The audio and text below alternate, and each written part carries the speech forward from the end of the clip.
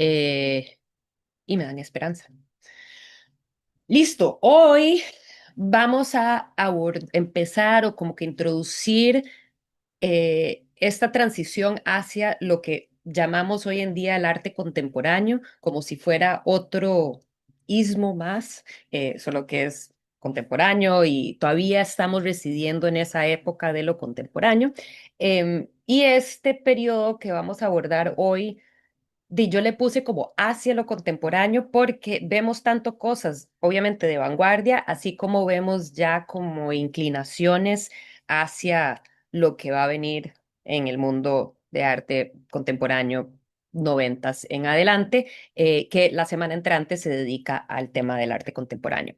Entonces, hoy, ¿qué vamos a hacer? Voy a repasar un poquito de lo de la segunda vanguardia que hicieron la lección. Espero que todos hayan disfrutado de esa lección. Es una que me gusta porque me parece el periodo muy interesante. Em, pero bueno, vamos a repasar un poquito de eso y luego entrar más a fondo en qué sucedía en los setentas y ochentas. Em, y al final voy a asignarles el trabajo final para que ya lo puedan ir pensando y considerando. Entonces, eso está también para la clase de hoy. Preguntas, dudas, comentarios, opiniones. ¿Estamos bien? Ok. Listo. Entonces, a ver, ¿cuál es este quiebre tan importante que yo denomino la segunda vanguardia?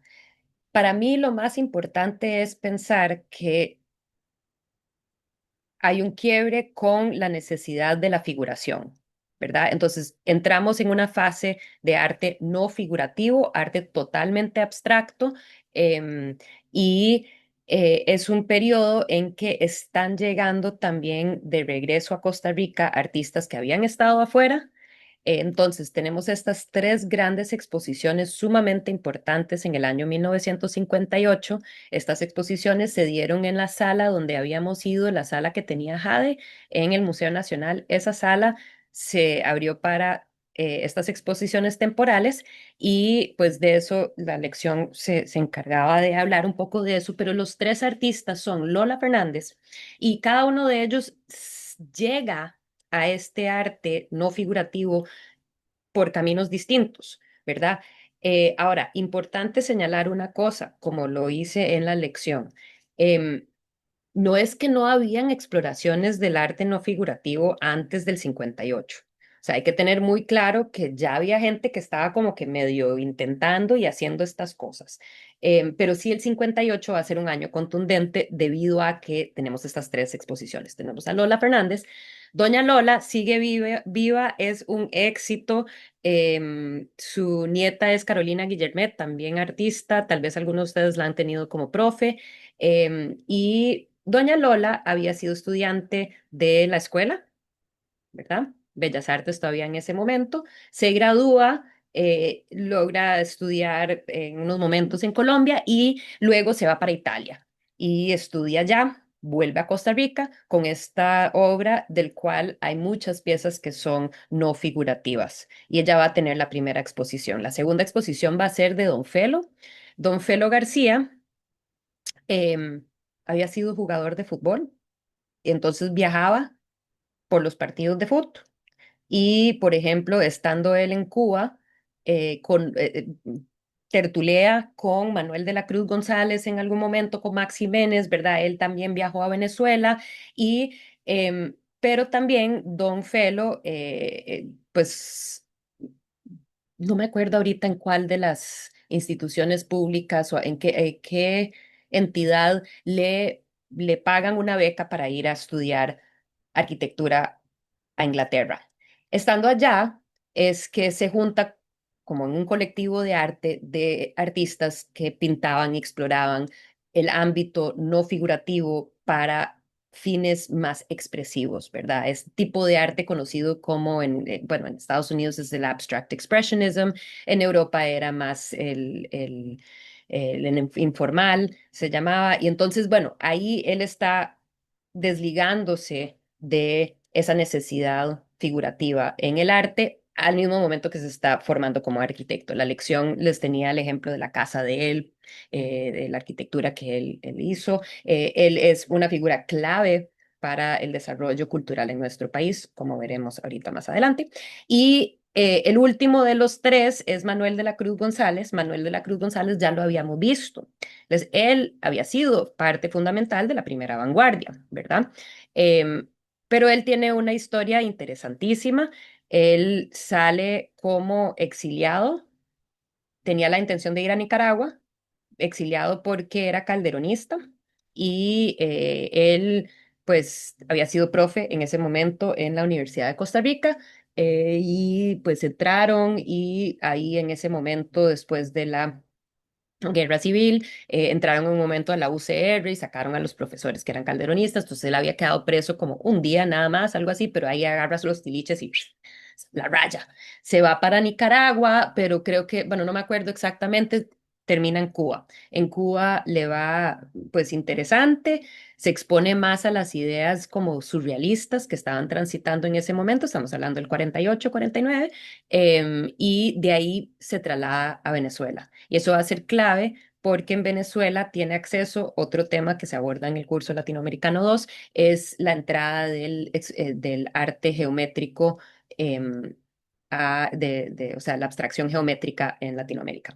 Entonces, es importante reconocer también cómo ellos, estos artistas, se insertan dentro de tendencias más grandes latinoamericanas que se están dando en ese momento, que es precisamente la abstracción, de cierto modo, dividido en dos modos de creación artística. Por un lado, tenés grandes artistas que están trabajando como este estilo de arte geométrico, ¿verdad? Abstracción geométrica.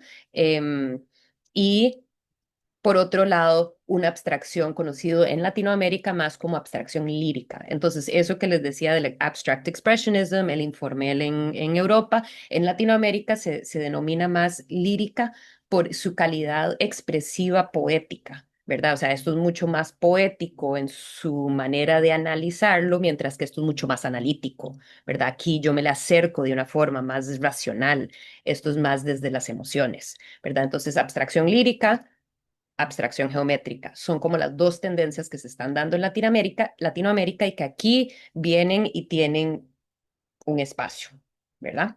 Em, Ahora, otro punto de repaso importante reconocer es el grupo 8.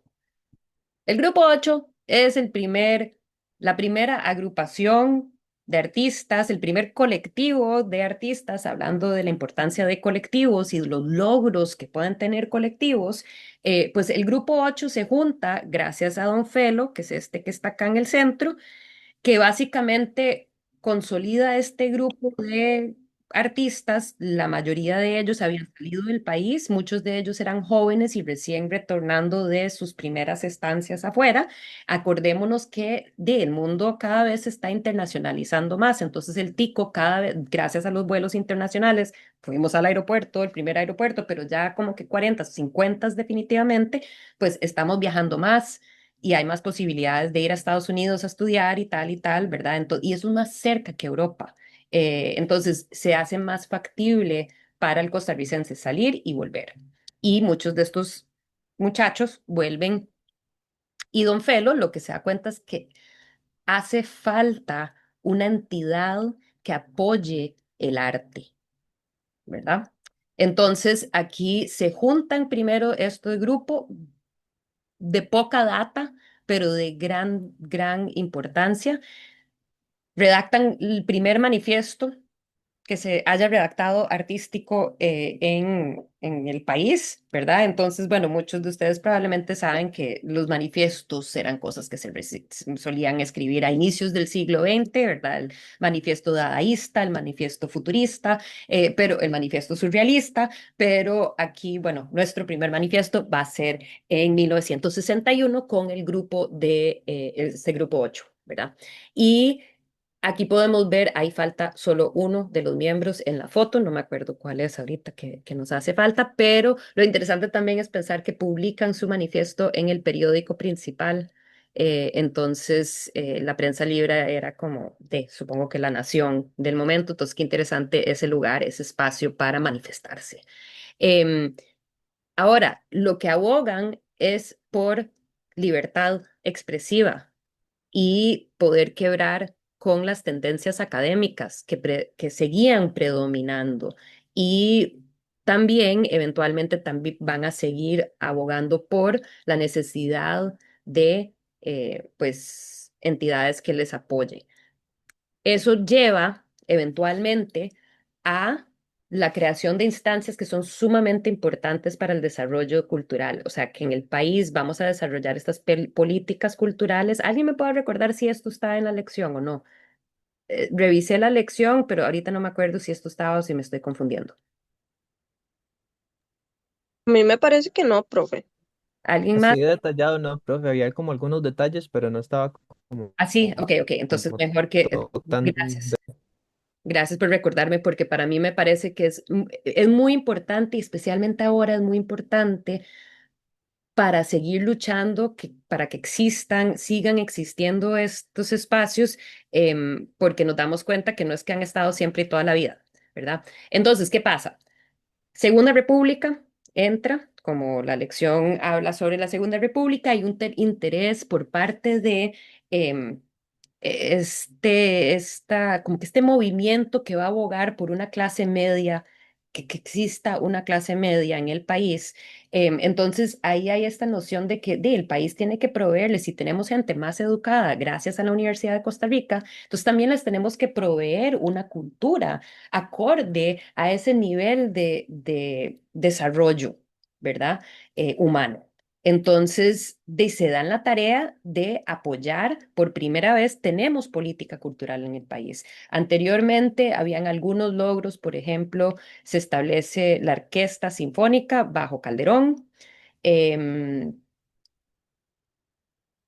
bueno, obviamente se insta el Teatro Nacional, ¿verdad? Entonces hay como esas cosas que se habían desarrollado, pero mucho era también hacia música y no hacia el resto de las artes. Entonces, entre las primeras cosas que se hacen es que se abre, se funda la Editorial Costa Rica. Entonces, eso va a apoyar un montón de la escritura, porque es desde el Estado y ya no desde el sector privado. Piensen que solo un año antes muere Joaquín García Monge, quien había sido el editor de Repertorio Americano, pero que también tenía una editorial, publicaba libros, pero si uno no es amigo de él, tal vez no te publican, ¿verdad? Entonces, como que ofrecer esa infraestructura para el Estado. Los premios nacionales que justo hoy denominaron los ganadores del 2025 y estoy súper feliz con el nombrado Magón de este año, Otto Apuy. Es artista, amigo de años ya y pues me alegra un montón por él. Y pues, ¿por qué los premios nacionales? Pues sumamente importante para apoyar la cultura. El arte, como ustedes bien ya lo entienden, es un ámbito muy difícil porque no es que yo soy administradora de empresas o abogada o doctora, sino que yo vivo a partir de el reconocimiento que se pueda hacer o dar o recibir o lograr en torno a mi creación artística. Entonces, si hay esto del premio, entonces da algo hacia qué trabajar para los artistas, porque si no tenés nada como a ningún logro al cual o como destinarse, también uno dice, pero estoy produciendo en un vacío. Bueno, no, no hay vacío. Ahora va a haber un jurado que va a estar tomando en cuenta la creación artística y la gente se va a interesar por este tema del arte y la cultura. Entonces, ¿qué tan importantes son los premios? 1963, yo siempre he pensado que básicamente el Grupo 8 decanta y se convierte en la Dirección General de Artes y Letras, que va a ser una oficina dentro del Ministerio de Educación Pública. Entonces, el MEP ya existe, no existe Ministerio de Cultura, existe MEP y Felo García es el que promociona esto, que lucha esto y que es el primer director del DGAL, que se convierte en 1971 en el Ministerio de Cultura, Juventud y Deportes. Hoy en día, pues ya en los 90 salió era un deportes, se hizo el ICODER, pero hoy en día sigue siendo el Ministerio de Cultura y Juventud. Entonces, ojo que estamos hablando de un ministerio que tiene pues 50 y resto de años. Em,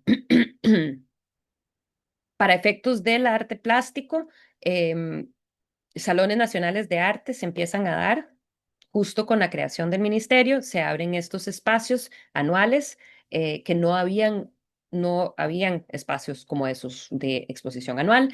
Esos se detuvieron en 1993 para luego ser instaurados nuevamente y que hoy en día, pues por dicha, seguimos teniendo desde el 2000, siempre se me olvida si es 2015, 2016, pero por ahí. em, que bajo Luis Guillermo Solís se volvieron a abrir estas exposiciones bienales en el Museo de Arte Costarricense, súper importantes. Em, se funda el Museo de Arte Costarricense en el 78, ya abriendo al público en el 79, y se funda el Museo de Arte y Diseño Contemporáneo, donde vamos a ir en 1994. Entonces, ok, un poco para tener claridad de que muchos de los logros es por esfuerzo político, en los logros de tener estos espacios. Nosotros tenemos muchos museos más en Costa Rica que en los demás países latinoamericanos, museos de gran escala, relativamente grandes, o sea, obviamente no son ningún Louvre ni Metropolitan, ¿verdad? Pero sí museos importantes y serios. Em, Preguntas, dudas, comentarios.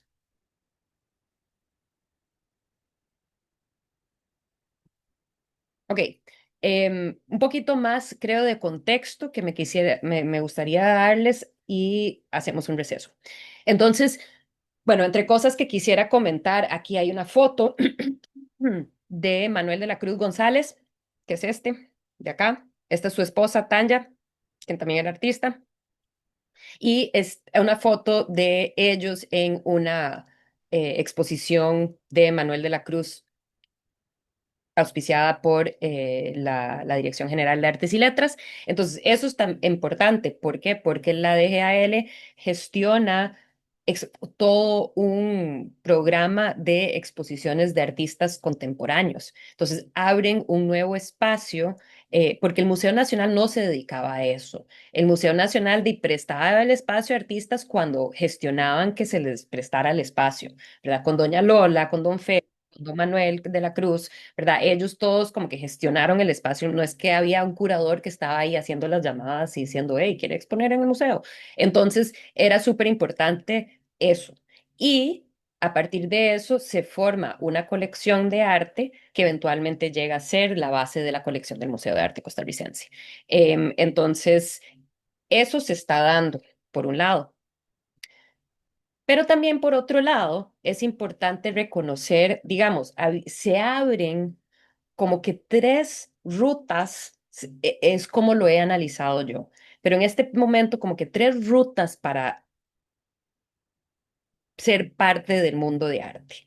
Por un lado está el trabajo en torno a lo gubernamental, lo estatal. Entonces, figuras como un don Felo funda y es director de GAL, se abren estos espacios estatales, eventualmente Don Felo va a ir a crear, fundar la Escuela de Arquitectura, entonces una figura sumamente de la UCR, sumamente importante. Entonces, puedes ir como ruta política, ¿verdad? Aquí esta foto me sirve para hablar de las otras dos, porque podés también ir dirección universidad. Entonces, una doña Lola, por ejemplo, se va a ir hacia la universidad. Todos, aquí lo que estamos viendo es la tercera vía, que es ser un poco más independiente. ¿Qué es lo que estamos viendo? Este es el grupo taller, o sea, nuevamente, ojo, en ciertos momentos qué tan importante se convierten los colectivos. Entonces, este es un grupo, el grupo 8, perdón que no lo mencioné, después de ni siquiera logra cumplir 2 años de vida y se desbanda, ¿verdad? Simplemente porque, pues, no, seguro porque Don Felo, quien era el que principalmente lo gestionaba y coordinaba y quedó en la DGAL y entonces, ok. Em, pero eh, tenés Doña Lola, por ejemplo, entre muchos otros artistas que van a ser parte de la universidad, tenés un Manuel de la Cruz que no se va a querer ir a la universidad y es muy rebelde eh, para estarse metiendo en el mundo político, seguro, porque también era un poco fiestero. Y tenés a toda una juventud, que aquí tal vez en las fotos esa gente no se ve tan joven, pero todos los otros, Manuel de la Cruz es este de acá. Todos los demás son jóvenes artistas o tal vez no tan jóvenes que eran estudiantes de la escuela de todavía en ese momento Escuela de Bellas Artes, y que les daba un toque de pereza. Y aunque la Escuela de Bellas Artes se había modernizado un montón, también no era la libertad por la cual abogaba Manuel de la Cruz. Ahora, es mi teoría que Manuel de la Cruz fue el principal redactor del manifiesto del Grupo 8, que abogaba por esa libertad expresiva y que él invitaba, abría su taller a estos jóvenes que llegaban donde él porque él tenía todo este bagaje cultural, un señor sumamente inteligente, un señor con mucha experiencia en diferentes lugares del mundo, ¿verdad? Bueno, en las Américas, y vuelve a Costa Rica con todo este bagaje cultural que está pues feliz de compartir. Y ellos, pues felices, porque quién sabe, seguro tenían casas relativamente conservadoras, o sea, y iban y era como la fiesta. ¿Verdad? También, como explosión creativa en este espacio. Ojo, como todos están pintando juntos, ¿verdad? Y entonces se convierte en un espacio sumamente importante para una creación artística que de cierto modo es abrir un poquito un espacio un poco más independiente, como más libre. Em, entonces, en mi mundo es que pienso en los años 60 como este periodo en que hay como que se están abriendo estas tres maneras de manifestarse en las artes para el país. Y eso es bueno, porque cada vez hay más. Em, y también se está abriendo, de cierto modo, y perdón que tengo tantas fotos de Manuel de la Cruz, pero es que hice mi tesis doctoral sobre Manuel de la Cruz, entonces es una figura que me parece fascinante y tengo muchas fotos de él en el archivo. Entonces, este me permite también hablar de cómo el arte en Costa Rica, en Latinoamérica en general, se está expandiendo o abriendo o internacionalizando. Entonces, en estas fotos lo que estamos viendo es la llegada de, en este caso, José Gómez Sicre, que es este señor de acá. Este es José Luis Cuevas, un artista mexicano en ese momento muy importante que llegó en esta misma visita. Ahora, ¿quién es este señor? Em, José Luis, no, José Gómez Sicre es un curador cubano pero que es el director de la galería, lo que se conocía como la Galería Panamericana de la OEA. Entonces, en Washington está la Organización de Estados Americanos, ¿verdad? Ese tipo ONU de los Estados de las Américas. Ahí tienen su edificio y deciden tener una galería y nombran a este señor y este señor va viajando por toda Latinoamérica conociendo el arte de los distintos países latinoamericanos y llevando artistas a Estados Unidos a exponer. ¿Y qué sucede? Se los lleva y aquí podemos ver a mano izquierda, por ejemplo, que es esta es la visita de José Gómez Sicre a Costa Rica para conocer la escena artística, conocer quiénes son los artistas, a dónde lo mandan. Lo mandan a la casa de Manuel de la Cruz, porque Manuel de la Cruz conoce todo el mundo y es buen anfitrión, él y doña Tanya se armaba una fiesta ahí, se tertuliaba toda la noche y la pasaban bien y se llevan a los artistas a Nueva York. En este caso, esta es una foto de acá en Costa Rica. Tenemos, por ejemplo, a Doña Lola, Manuel de la Cruz, Tanya, Moya y bueno, aquí Gómez Sicre, este es como cuando él selecciona las piezas que se va a llevar para Nueva York, para la Feria de Nueva York, porque también lo contratan para hacer una exposición del, ay, ¿cuál es la gran empresa? Una de estas empresas transnacionales del momento, alguien que lo esté leyendo, el eso es de petróleo. ¿Verdad? Entonces, lo contratan y él se lleva a esta gran exposición de arte Latinoamérica que tenía representantes de todos los países, pero ¿qué pasa? Viajan estos artistas y empiezan a tener contactos con el mundo de arte afuera. Obviamente en ese momento Internet no existe, entonces ¿cómo vas a empezar a tener contactos y conocer a la gente? Y tenés que ir. Entonces, bueno, eso fue sumamente importante de este periodo también. Entonces, tenés estas distintas vías, digamos, para el artista posicionarse. Vamos a dejarlo ahí por ahora. Son las 3:11. Déjame aquí. Creo que tal vez a mí me gusta ver mucho como como el desarrollo como estos colectivos que se dan un poco como al margen de la institucionalidad, pero tampoco completamente aparte, ¿verdad? Como que siguen sosteniéndose ciertas conexiones y bueno, justamente un poco por lo que hablábamos ahora de las propias intenciones uno de gestionar como espacios de este tipo, es interesante ver eso, ¿verdad? Como con un pie afuera y uno Adentro. dentro de la Ujú. institucionalidad. Y creo que eso es clave para la subsistencia del arte en nuestro país. Cada vez más se están gestionando más espacios independientes, Galería 0.1, Abra, este otro, el de Erika Satisfactory, ¿verdad? Hay un montón de diferentes espacios que se están abriendo. Sin embargo, pues si no mantenemos los pies adentro también o como algún tipo de presencia en los espacios institucionales estatales, los van a cerrar y no queremos que se cierren. Y como llegaremos a ver la semana entrante, qué tan importante es el Museo de Arte y Diseño Contemporáneo, no solo a nivel costarricense, sino que a nivel regional, ¿verdad? Y visión, que es tener esos espacios que entonces hay que cuidarlos y cómo se cuidan, estando todavía teniéndolos todavía como espacios relevantes, sin embargo, con estos otros espacios de exploración más independientes, ¿verdad? Que no dirigidas tanto y como pues hay de cierto modo una dirección. Em, gracias, Daniel.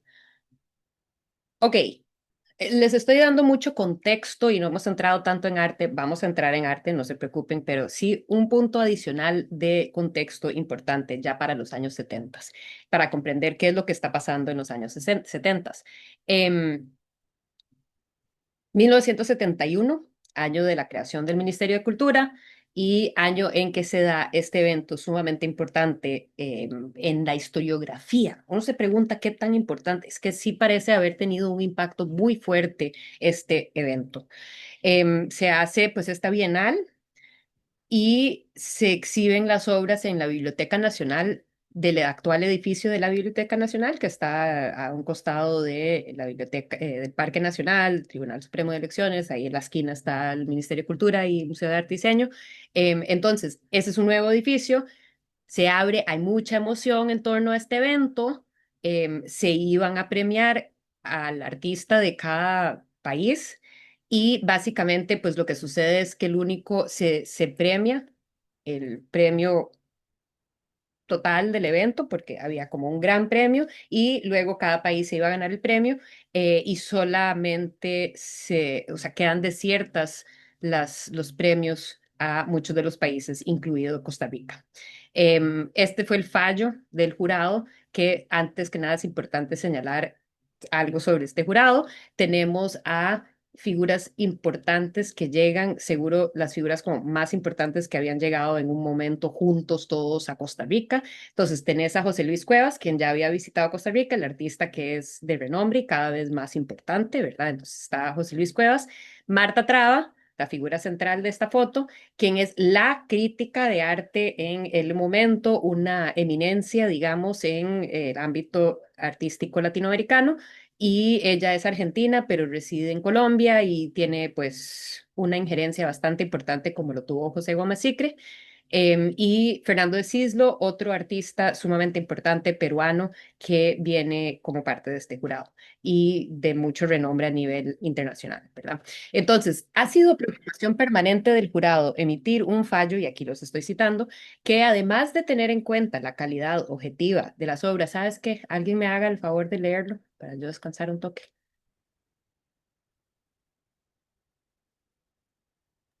Profe, yo lo puedo leer. Por ahí. Aquí dice, ha sido preocupación permanente del jurado emitir un fallo que además de tener en cuenta la calidad objetiva de las obras, tomara en consideración significado dentro del contexto nacional y latinoamericano. Dentro de esta tendencia, el jurado ha tratado de estimular con los premios concedidos o declarados desiertas aquellas búsquedas que muestran simultáneamente una asimilación del lenguaje contemporáneo de la pintura con la urgencia de expresar contenidos que revelan la situación del artista en su medio y la honesta necesidad de comunicarlo. Muchísimas gracias. Y bueno, ¿quién gana?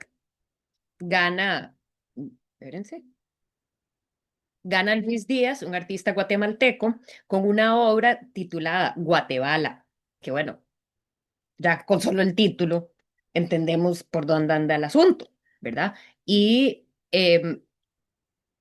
era lo que estaban buscando, ¿verdad? Es una obra que está desaparecida, no la tenemos pues básicamente en fotos de, la han exhibido nuevamente, pero se ha preguntado si eso no es verdaderamente la pieza. Y lo que sí es que es como una obra que tira a la abstracción, pero que tiene este componente figurativo y tiene estas balas integradas. Si pueden notar acá, tiene balas reales integradas a la obra. Entonces eso era visto como, pues precisamente esto que quería este jurado, un arte que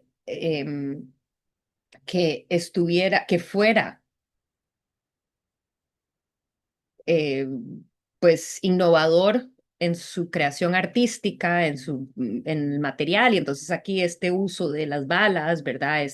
Este deformación de lo que normalmente es el formato de la pintura, ¿verdad? Cuadrado o horizontal, y en este caso pues son estos diamantes. Entonces ha hecho todas estas innovaciones, pero está hablando de su propio contexto. En Costa Rica, muchos de los que exhiben en esa exposición, pues están exhibiendo obra no figurativa.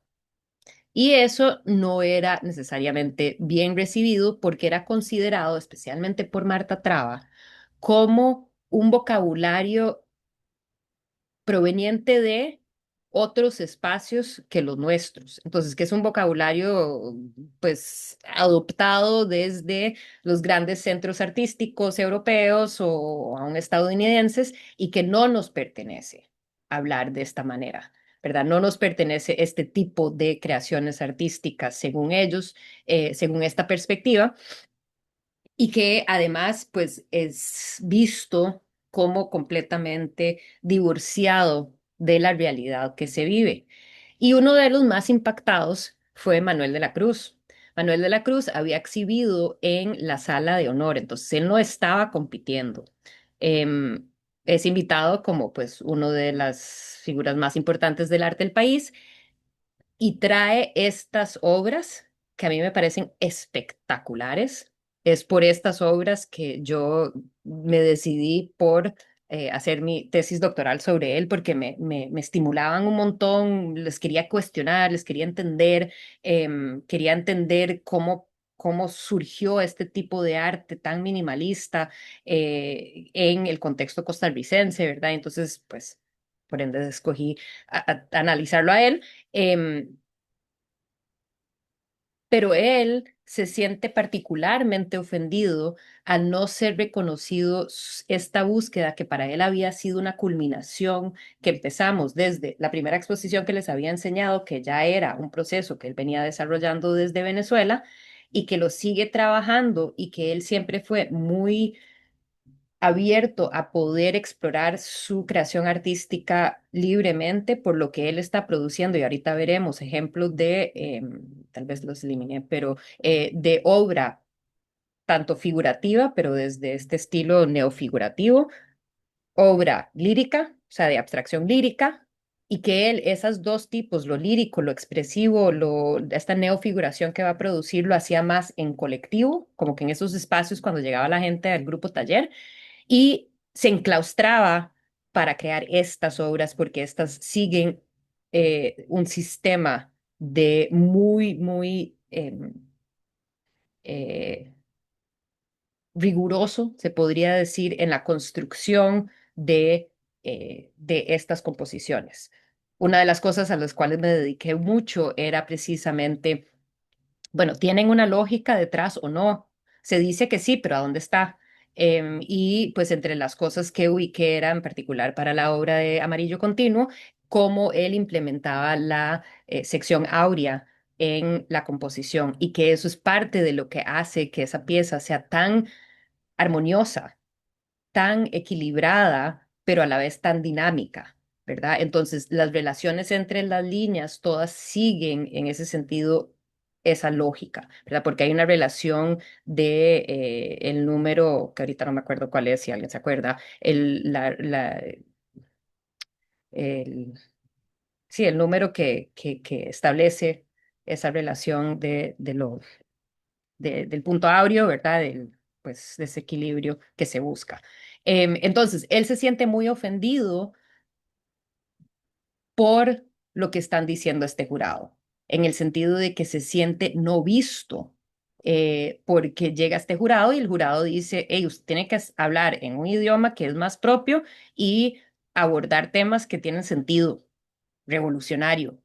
Y ahí esa no era la búsqueda de él. Y entonces tal vez era un poco que se sintió ninguneado.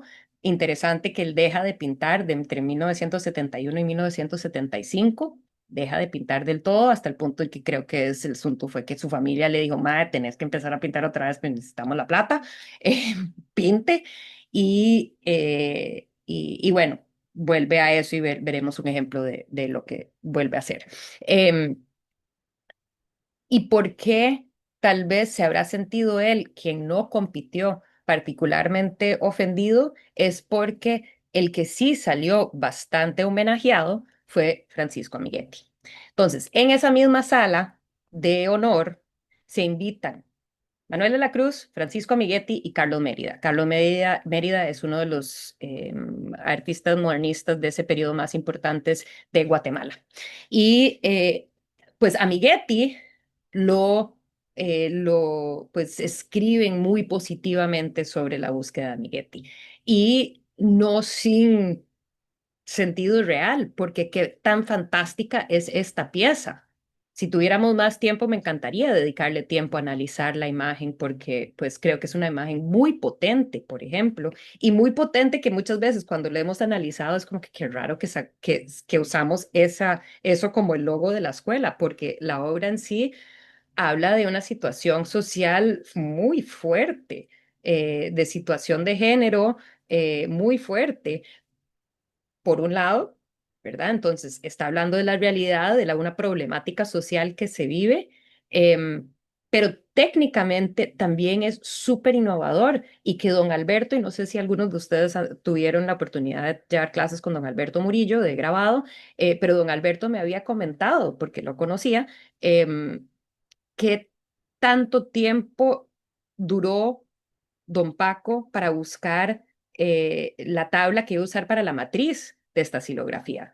Ojo la beta, la beta es muy a propósito, ¿verdad? Y que, o sea, ubicó esta, no es como así, ay, mira qué chiva, la beta me sirve. No, no, no, fue muy a propósito, ¿verdad? Y que además, una de mis lecturas es que estas piezas son particularmente relevantes, estas cromosilografías que él empieza a desarrollar en este periodo, porque también inconscientemente, tal vez, el costarricense y pues los centroamericanos en general, los que vivimos en esta exuberancia tropical, tenemos una como afinidad con la madera.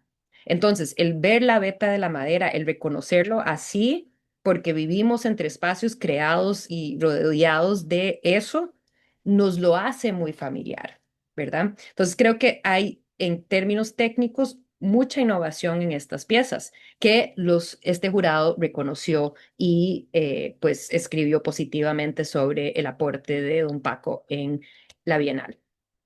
Entonces, bueno, hay varias obras que son excelentes y que abordan la situación, la corrupción, los que están detrás.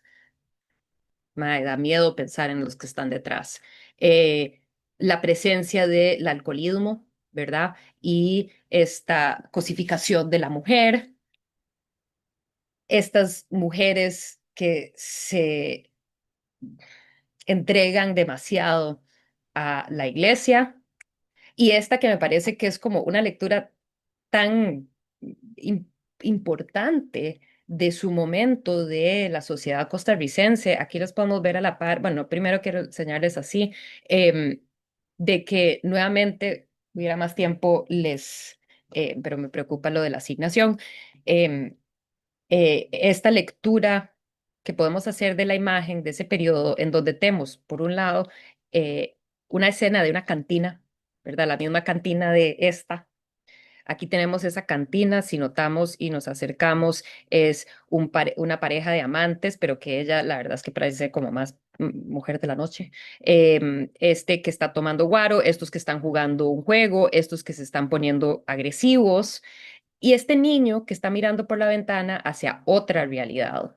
Y esta otra realidad es esta, la de una fe ciega, la de un montón de gente que simplemente sigue pasos ya delineados y que tal vez uno siente que no hay tanto, no hay libertad, no hay tanto pensamiento crítico aquí presente, pero que hay también hay una interacción muy importante que se da entre esta chiquita y este niño, porque se están mirando, ¿verdad? Y se están reconociendo y estos dos mundos se están juntando en una misma esfera, ¿verdad? Entonces, ¿qué tan potente es esta lectura de lo que se vive en Costa Rica? ¿Verdad? Y que sería muy interesante una propuesta como un homenaje a Francisco Amiguetti a partir lo podemos hacer para el curso de museología. Una convocatoria, no me gustan hacer las convocatorias, pero sí sería muy interesante como cuál es la lectura de la sociedad costarricense inspirado en esta obra, sería chivísima. Em, los que se apuntan, lo hablamos cuando lleguemos a museología. Y que bueno, aquí me gusta simplemente juntar estas dos como para ver la diferencia entre primera vanguardia y segunda vanguardia. ¿Verdad? Esa tarea que se dieron ustedes de analizar comparativamente los estilos académicos con primera vanguardia, aquí podríamos decir que de cierto modo, bueno, hay innovación en términos técnicos con el tema de la cromosilografía, y por otro lado, y entonces como que ha habido más exploración a nivel de grabado en el país, ¿verdad? Ha habido un interés artístico detrás de esa exploración. Em, y también, pues uno siempre podía tal vez descifrar como una crítica ante esa religiosidad que impera en estas imágenes de las mujeres, pero aquí es bastante evidente. Aquí está, aquí en su cara, ¿verdad? Entonces esa crítica social es la base de la imagen en sí, esas ideas que están detrás. Entonces, bueno, obviamente queda claro que pensando en la búsqueda del jurado, que este artista hubiera quedado pues bastante bien parado después de la Bienal de la primera Bienal. ¿Y qué pasa? Y perdón, sé que estoy hablando un montón, pero y me pueden interrumpir en cualquier momento, levantan la mano, lo que sea. Pero em, se da algo en la década de los años 70 que se dice que a partir del fallo de ese jurado es que empezamos a tener, y como que ese homenaje a don Paco, que se desarrolla en Costa Rica toda una tradición mucho más en torno a obra gráfica, y eso es cierto, y vamos a ver por qué también, obra sobre papel, como que bajándole un toque y como a crear a partir de materiales que pueda que sean no tan nuestros, ¿verdad? Y entonces en ese caso pensemos en las obras de Manuel de la Cruz, que son espectaculares porque son lacas. Entonces uno no ve la mano del artista y es todo parte de esa búsqueda de él que es fascinante. Em, pero, y se dice que hay como un retorno a la figura, pero yo he cuestionado eso del retorno a la figura a partir de los años 70, que ha sido como que la lectura historiográfica que ha habido del arte costarricense, porque yo digo que desde los años 60 ya estamos viendo esta neofiguración. Entonces, primero, bueno, ¿qué es la neofiguración? Em, es en general un movimiento internacional que se da después de la guerra, entonces se considera un movimiento posguerra, y que pues reflexiona sobre las atrocidades de los cuales ya todos fueron como testigos después de lo que sucedió en la Segunda Guerra Mundial, ¿verdad? Y entonces como que mucha gente tal vez estaba pues así modo avestruz y no quiero saber qué está pasando. Sabemos que pueblos enteros que estaban cerca de campos de concentración que se suponía que la gente ni siquiera sabía que eso es lo que estaba pasando a menos de 1 kilómetro de la casa. Y bueno, ya todo el mundo reconoce es de lo qué es capaz el ser humano, o sea, de lo horrible. Entonces, es todo este existencialismo que surge en ese momento y que hace una crítica sin que esa crítica sea necesariamente política únicamente, es como una crítica ante la sociedad. Y entonces se utiliza la figura para hacer eso. ¿Por qué? Porque la figura, si yo estoy dentro de la abstracción, y aquí es importante señalar qué es lo que está pasando a nivel internacional, la no figuración total huye de la realidad. Y aquí estos son artistas que no quieren huir de la realidad y que se usa la figura humana precisamente para que el espectador se reconozca dentro de la obra. Yo me puedo perder ante una obra no figurativa, yo puedo no pensar en mi condición humana, porque de paso a otro plano, pero en el caso de ya tengo una figura humana, ya ahí está, ¿verdad? Y yo me tengo que leer ante esa figura. O asimilando el papel protagónico o sintiéndome otro ante esa figura, pero igual entro en una relación. Entonces, integrar la figura va a tener esa potencia de poder hablar, pero usando la figura humana desde otra perspectiva. Em, Hay grandes artistas de la neofiguración son personas como Francis Bacon, Jean Dubuffet, Alberto Giacometti, Willem de Kooning. No había entre los que se habían señalado como los grandes en esta exposición, había esta importante expo. Ay, quité la foto. Bueno, perdón. New Images of Man, que se dio en MoMA en 1959, que resaltaba este nuevo, digamos, tipo de creación artística. Se señalan estos artistas como grandes maestros del movimiento, no hay ningún latino, aquí pues se argumenta sobre la importancia de incluir también José Luis Cuevas, pero entre ellos, perdón, voy a ver el chat, que veo que tengo un mensajito. Ok. Em, John de Buffet, Dubuffet, perdón.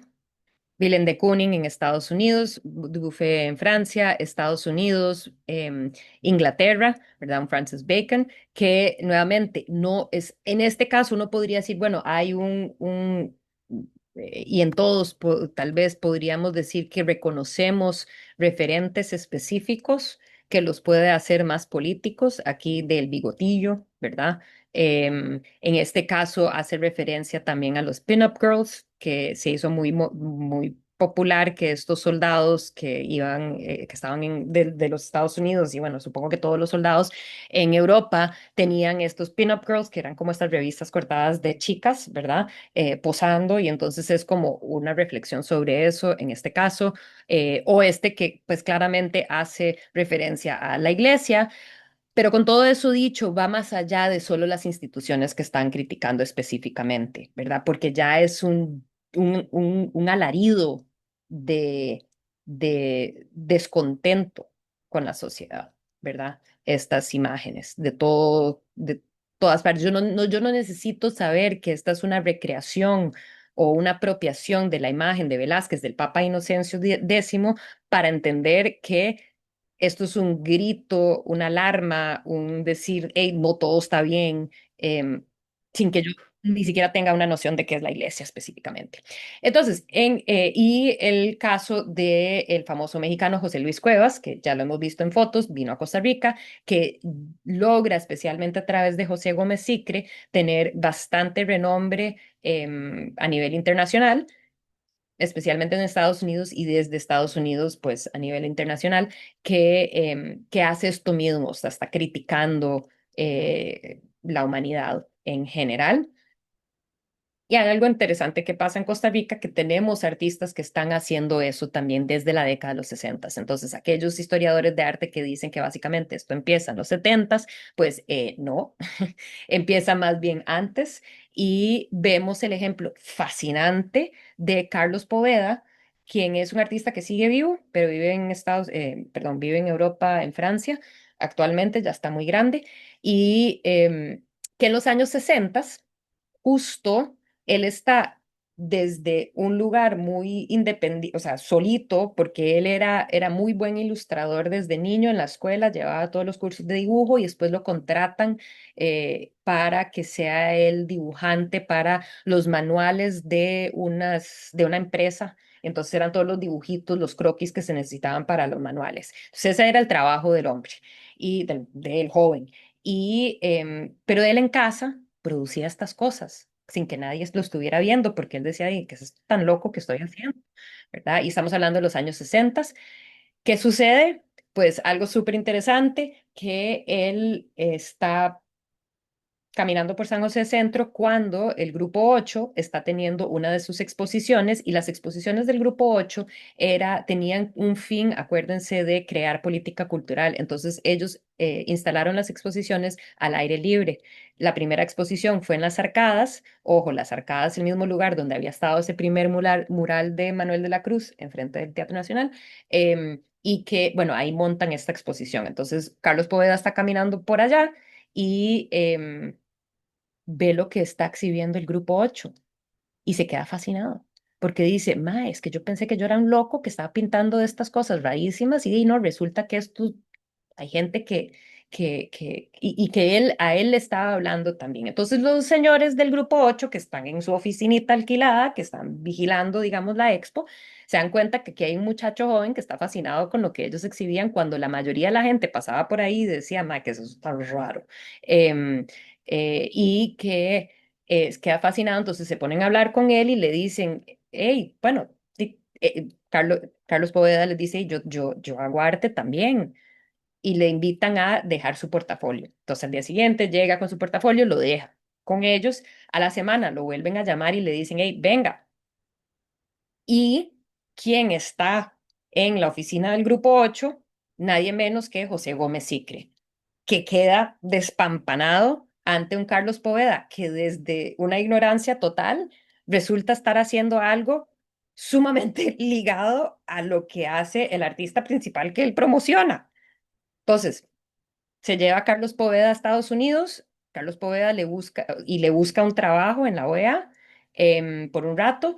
Y de ahí, bueno, todo es historia. Nunca vuelve Carlos Poveda a vivir a Costa Rica, pero bueno, siempre tiene vínculos, siempre exhibe acá y tiene vínculos con el mundo de arte acá, pero bueno, queda catapultado, ¿verdad? Y vemos que, bueno, sí hay cabida para este tipo de creación artística. Una de las principales que a mí me encanta, me fascina la obra de Doña Lola. Ya Doña Lola la vimos con su exposición del 58, que en una obra como esta, pues me encanta porque está abordando este tema de esta crítica a la condición humana, pero también integrando toda la parte de esa abstracción lírica que ella también practica. En esta obra vemos que literalmente hay dos mitades, básicamente una obra que es en sí, podemos tapar lo que está a mano izquierda y es una obra sólida, contundente en sí mismo, pero con este otro elemento figurativo y ojo que cambia. Total, o sea, hay un cambio fuerte en relación a qué estoy leyendo yo ante mis ojos en esta imagen. Y pues hay artistas que están explorando toda esta temática. Ejemplo de ello es un Rafa Fernández. Rafa Fernández es famosísimo, lo vamos a volver a ver ahora que lleguemos a los 80, si llegamos, espero. Y em, esto él lo está creando en el contexto del grupo Taller. Entonces, no es de extrañar que bajo el ala de un Manuel de la Cruz, él pueda sentir la libertad de crear este tipo de cosas que en ese momento estar produciendo eso en la Escuela de Artes Plásticas, en la Escuela de Bellas Artes, pues lo matan, lo linchan, ¿verdad? O sea, jamás eso iba a ser permitido, pero y ojo que se está haciendo mucho de lo que otros artistas en la región están haciendo, que es adoptando, y que vimos con el Francis Bacon, por ejemplo, adoptando o apropiándose de imágenes famosas, las meninas, ¿verdad? Bueno, las famosas meninas de Velázquez. Entonces, estas búsquedas son transnacionales y se están poniendo en práctica acá en estos años 60. Otra artista fantástica, fabulosa, ojalá ya le dieron a artes plásticas, charitas que se le dieron a Don Otto en vez de habérselo dado a Doña Zulay. No sé si alguien la propuso como Magón este año, pero si hay alguien que se merece el Magón en nuestro país es Doña Zulay. Doña Zulay es una que en este momento está 68-69, está cursando aún en la Universidad de Costa Rica, artes. Ella es de especialidad de escultura, pero lo que desarrolla es más bien este tipo de ensamblajes o relieve escultórico o como ella lo denomina arte matérico, que es que, bueno, ella va caminando y rejunta chulches en la calle y a partir de eso ella produce. Ella también produce un montón de otros tipos de arte también, o sea, cuadros, collage, hace mucho collage, grabado, pero bueno, este me parece sumamente poderoso porque nos habla también de esta apertura a nuevos materiales dentro del arte y que, pues en este caso también conlleva esa crítica ante situación, ese se llama el guerrillero, ¿verdad? Pensemos en el contexto regional y las guerrillas que se están formando en la región. Y que en Costa Rica, pues igual estamos teniendo un despertar en ese momento entre especialmente la juventud, que pues tal vez no todo está tan bien, ¿verdad? Y tal vez no deberíamos de ceder tanto y estar tan tranquilos y que hay movimientos mucho más, que se van consolidando movimientos más fuertes en torno al cuestionamiento pues, del manejo país. No sé si alguien me ayuda con la cita. Yo, profe. Gracias. Somos la nueva generación que busca una definición. Nuestros enemigos más tenaces son la derecha, con su aparato represivo, con la autoridad que le da el disfrute del poder, y nuestros enemigos son también la izquierda esclerótica, la izquierda oportunista, la izquierda burocratizada y añeja, aburguesada y complaciente. Sabemos que somos irritantes para muchos adultos y también para muchos jóvenes con mentalidad de ancianos.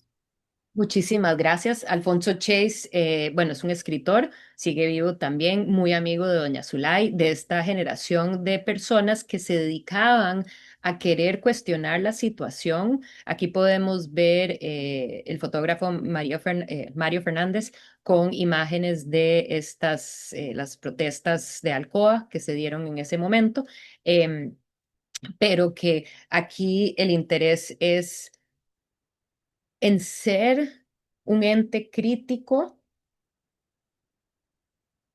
sin ceder a como una fe ciega en cierto movimiento, porque aquí hay que tomar en cuenta cuál es esa izquierda esclerótica del cual están mencionando. Pues piensen, ahorita uno como que siente mucho sindicatos y uno quisiera que los sindicatos estuvieran hablando anteriormente de la no movilización que ha habido, de la falta de movilización, pero que en otros momentos de nuestro país los sindicatos han tenido mucho poder y han hecho mucho disturbio. Yo pienso en el 2018 cuando hubo cierres de caminos y yo que soy de Guanacaste y que entonces me tocaba ir hasta San José a dar clases porque en ese momento virtualidad no existía y yo panzona porque estaba embarazada y otro de menos de 2 años en el carro y esta gente echándose la fiesta enfrente del Recope y yo tengo que llegar a San José, aquí estoy parada horas, panzona, exhausta, ir a trabajar, ¿verdad? Entonces ha tenido disturbios sociales definitivos. Entonces, una generación de personas que no quieren ser ni una cosa ni la otra cosa, ¿verdad? Pero sí ser críticos. Ahora, no es que eso lo vayamos a ver tan fuertemente en el arte del momento, pero sí hay algunos destellos de esto, de esta como visión más crítica, ya más aplicada, que por ejemplo El Bobo del Pueblo, la otra obra de Doña Lola, este que se llama Los Prestamistas, esta obra de Manuel de la Cruz, que es justo cuando él empieza a pintar nuevamente. em, que habla de una situación que se estaba viviendo en el país en los años 70, que había toda esta movilización por parte del Estado de sacar a precaristas, que había mucha gente que se arranchaba en una propiedad, porque hay grandes terratenientes en nuestro país y que entonces iban y se afincaban en un lugar o se arranchaban en un lugar y que uno sabe si la ley en Costa Rica dice que si está más de 7 años viviendo en un lugar y poniéndolo a trabajar, entonces se convierte en tuyo. Entonces, bueno, ahí esa derecha no quería ceder al pueblo, digamos, y hace ese movimiento, pero obviamente esta imagen es una crítica de eso, ante eso. Entonces, ojo cómo se está usando esto de la neofiguración, pero que vemos también cierta conciencia política detrás de algunas de las imágenes que se dan y que, bueno, también hay jóvenes artistas que tal vez no es tan crítico, no es como una crítica directa, pero es muy general de que no todo está bien. O sea, volvemos a esto de que tal vez no entiendo qué es lo que está pasando aquí necesariamente en las imágenes, pero esta es una maternidad donde ahí hay una crítica ante la situación de el rol de la mujer que tal vez es más fuerte o es más demandante de lo que ella es capaz, ¿verdad? Tal vez podría ser una lectura. O estas otras imágenes que nuevamente no tienen directamente una cuestión política per se, pero que hay algo ahí que es... hay como hay algo muy oscuro presente en muchas de estas imágenes. Este Crisanto Badilla, los que salieron a ver el jardín escultórico en el Museo de Arte Costarricense. Hay varias obras, La cabeza del indígena, por ejemplo, es una de ellas que él hizo, pero también me han parecido importantes señalar que también está produciendo pintura y que pues aquí hay obviamente comentario de... en este caso, hay que pensar a dónde estamos. Estamos viviendo en un contexto muy militarizado en la región, entonces tal vez no Costa Rica, pero sí en la región es muy fuerte la presencia, tanto en Panamá como en Nicaragua. ¿Verdad? Y entonces, pues ellos, los artistas costarricenses, no viven en una burbuja, están comentando situación eh, regional también. Y lo vemos también en escultura.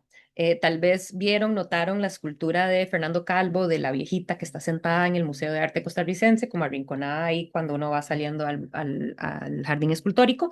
En donde Fernando Calvo, y hay varias obras en esfera pública y que me parece también importante señalar, con el apoyo a las artes, cada vez más el Estado va a comprar obra para el Estado, ¿verdad? Y entonces se convierte en mecenas del arte y eso es importante. Entonces hay diferentes...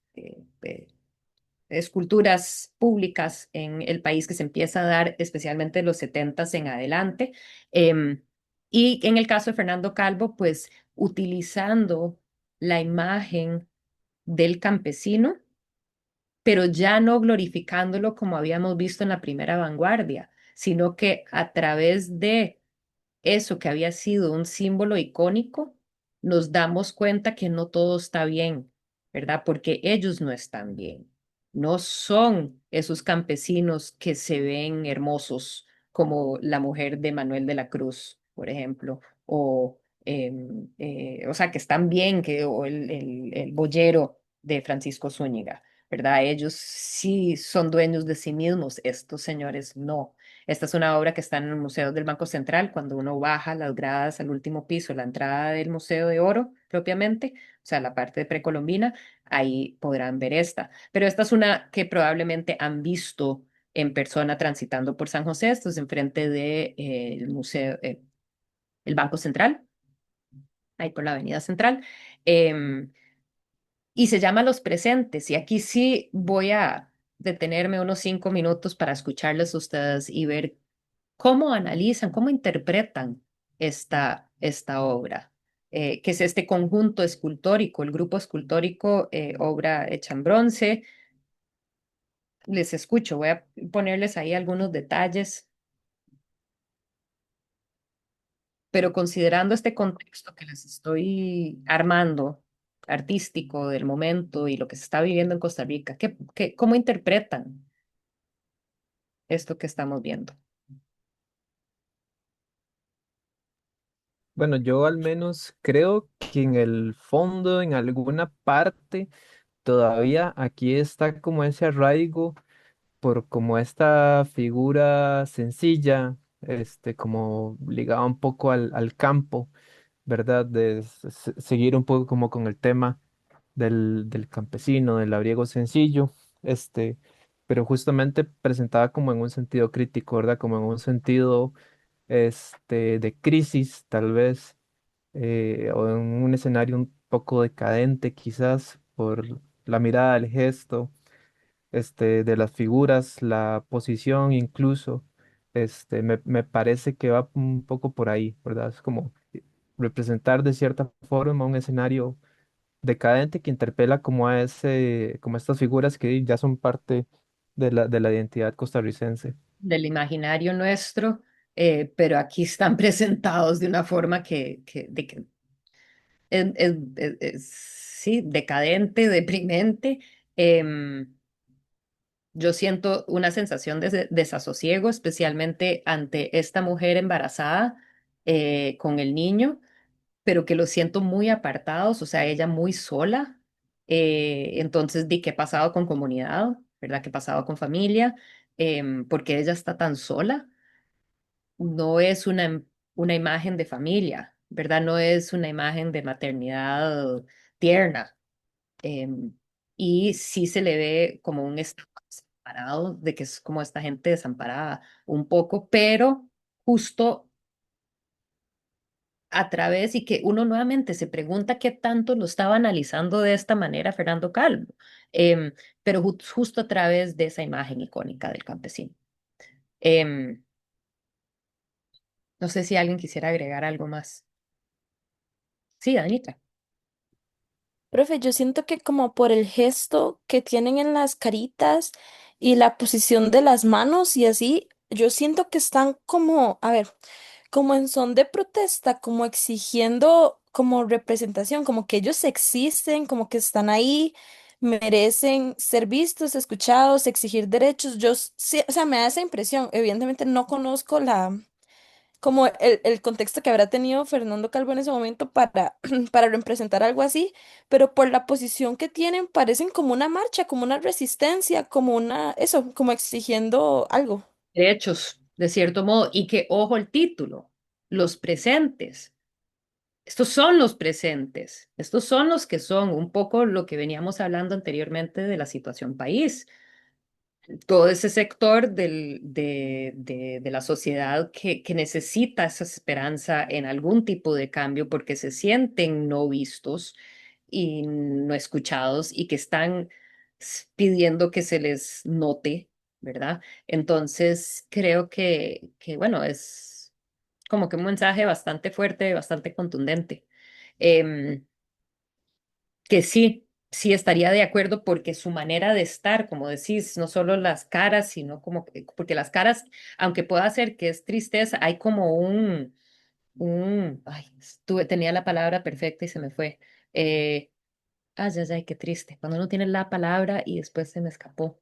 Em, pero bueno, como una presencia fija, una presencia muy sólida, o sea, hay como una definición clara de quiénes son y su derecho de estar ahí y muy contundentes en algunos de sus posturas. O sea, esta señora no se va de aquí, puede ser que está, y tampoco esta. Con lo triste que se ve esta mujer, no se me va de aquí. Este señor tampoco. ¿A dónde va? Para ninguna parte, ¿verdad? Y entonces... em, ese enojo, rabia, tal vez esa rabia del cual estábamos hablando un poco y que hay que entenderla ahora en nuestra actualidad. Em, sí, creo que es súper interesante dar este curso este semestre, porque muchas de estas obras yo llevo años de estarlas presentando y cómo ha cambiado nuestras interpretaciones ante las obras con la coyuntura que estamos viviendo en la actualidad. Súper fuerte vivirlo. Indignación, ujú. ¿A qué otra palabra pusieron? Valentía también, sí. Em, Mencionar también que en este periodo y especialmente en la escultura, nada más como otra tendencia que se está dando es que hay como un volver a, de cierto, o como hacia una mirada un poco más diversa sobre la sociedad o como una conciencia. Entonces se empiezan a producir obras, por ejemplo, un Olger Villegas que estudia o como que considera mucho desde la perspectiva de la persona negra o la persona indígena, ¿verdad? Aquiles Jiménez acá integrando un poco eso también, ¿verdad? No voy a ahondar en eso, pero sí quería por lo menos introducir que estos temas, o sea, no solo es el campesinado, sino que, hey, veamos cómo también estas distorsiones, esto que se puede dar a través de distorsión de la figura, cómo podemos explorar otras aristas, ¿verdad? Entonces, bueno, lo negro, lo indígena. Em, Ok, años 70, estamos acá y hay otros aspectos importantes de lo que se surge en esta década que van a tener como un efecto, un impacto importante. Por un lado, certámenes de paisaje, tal vez un poco el Estado preocupándose porque la gente se está poniendo como muy crítica, o también esta tendencia hacia la abstracción que tal vez no se siente tan propio y que hay toda una historia del paisajismo en Costa Rica. Entonces, pues pienso yo que era como una movida estratégica por parte del Ministerio de Cultura de generar estos certámenes de paisaje. A la vez es muy bonito, ¿verdad? Y esto de crear en colectivo, colectivo no, pero colectar, producir en como conjuntamente, porque lo que hacían era que habrían estos certámenes de paisaje, entonces decían, ok, esta semana vamos ahí, o este mes vamos al Valle de Orosi, y ahí vamos a pintar, ¿verdad? Y entonces llegan todos los artistas allá, y después se exhibía y se solía exhibir en espacios como la escuela de la comunidad donde los estaban recibiendo, y mucha gente iba porque entonces era algo que se hacía un domingo de ir a ver, y entonces se compraba arte a partir de esos certámenes, ¿verdad? Entonces, todo un proceso muy interesante de apoyar, estimular el arte, pero que tenían pues obviamente esto hacia el paisaje y el paisaje rural, ¿verdad? Que entonces es un poco como forzar a que hagamos cositas tal vez un poquito más bonitas, gente. Tal vez por ahí, no sé, yo que siempre como que cuestiono las cosas. Pero lo interesante es que también vamos a ver que el paisaje de todo modo nunca va a desaparecer. Estamos rodeados de belleza, entonces, bueno, el artista sensible va a estar interesado en esto y vamos a ver producción artística interesante que se da, que conjuga por ejemplo, esa estética de la abstracción geométrica con esas líneas duras, pero integradas al paisaje, como es el caso de las obras de Dinora Volandi, que son espectaculares, ¿verdad? De ese periodo, así como búsquedas en acuarela del paisajismo, que también ahora, después de haber sido sensibilizados a la abstracción lírica, a eso expresivo que puede lograr el trazo de la mano del artista sobre, pues en su medio, ¿cómo podemos apreciar algo así, verdad? Que aquí puedo apreciar y deleitarme en estos juegos como de luz y luces y sombras a partir de solo unas manchas muy, muy sueltas y muy casi que espontáneas, ¿verdad? Em, entonces, eso por un lado, paisajismo se está dando gracias a esos certámenes. Y también, por otro lado, otra cosa sumamente importante es la creación de CreaGraph, que va a ser básicamente la base perdón por reiterar la palabra, de lo que es la especialidad de grabado en la UCR. Se llevan a cabo estos talleres con invitados, es auspiciado por la OEA, ¿verdad? Entonces hay plata para pagar que lleguen estos talleristas de grabado al país. Y entonces habían participantes que llegaban de toda la región, porque era una instancia, una cuestión multinacional, y se daban estos talleres intensos con diferentes acercamientos a el grabado, ¿verdad? A producción de estampa, ¿verdad? Y entonces se explora el grabado profundamente en este periodo con estos fondos que pues, van a ser como una infusión de creatividad y de explosión de posibilidades que se da gracias a estas instancias que están creando estos espacios. Entonces, CreaGraph, aquí en esta foto vemos personas como Sonia Romero, Lola Fernández, César Valverde, Zulay Soto, ¿verdad? Y hay los grandes artistas, todos estaban participando en estos, bueno, no todos, pero están participando en, muchos artistas están acudiendo a este espacio de exploración y de innovación. Entonces vamos a ver mucho, eh, em, odio palabras como avance, pero fue la que se me vino, pero como que mucha exploración a partir del grabado, de lo que se puede lograr con el intaglio, por ejemplo, como es el caso en esta obra, y, pero de la mano de estos mensajes críticos que se están dando en el momento, como podemos ver con un Rudy Espinosa, también artistas que están explorando la no figuración, como Magda Santonastasio. la neofiguración, ¿verdad? Don Otto Apuy, quien, pues, como les digo, hoy ha sido galardonado como magón de nuestro país, entonces qué felicidad por él. Y que, pues, en esta obra de él podemos ver como que esta crítica ante la condición humana, ¿verdad? Eso que venía hablando yo anteriormente de la neofiguración, cómo puedo usar la figura humana, como nosotros, independientemente de claramente no tengo una cabeza así, pero me veo reflejada como ser humano, aunque los seres humanos no se ven así dentro de esa figura que está. Em, esta cita del crítico de arte José Donoso, alguien que me la lea, por favor.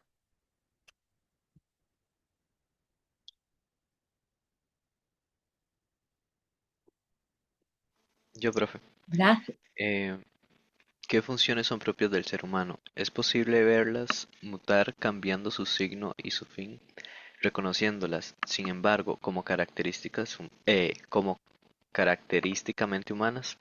Hay algo destrozamente inquisitivo en estas obras de Otto Upoy. Parecen enjuiciar las funciones más básicas del hombre preguntando si en realidad le son propias y lo caracterizan, y más aún, si son lo que parecen ser. Abren a que podamos cuestionar qué son. ¿Y cómo me ubico yo ante eso? ¿Soy eso? ¿No soy eso? ¿Por qué no soy eso? ¿Verdad? Y entonces es todo un proceso ya intelectual ante el arte, em, y pues claramente no son imágenes bonitas. O sea, eso no es bonito. Yo no voy a colgar eso en mi casa y sentir, ay, qué cosa más linda, porque la verdad es que no es una cosa muy linda, ¿verdad? Pero sí me invita a cuestionar mi condición humana, ¿verdad?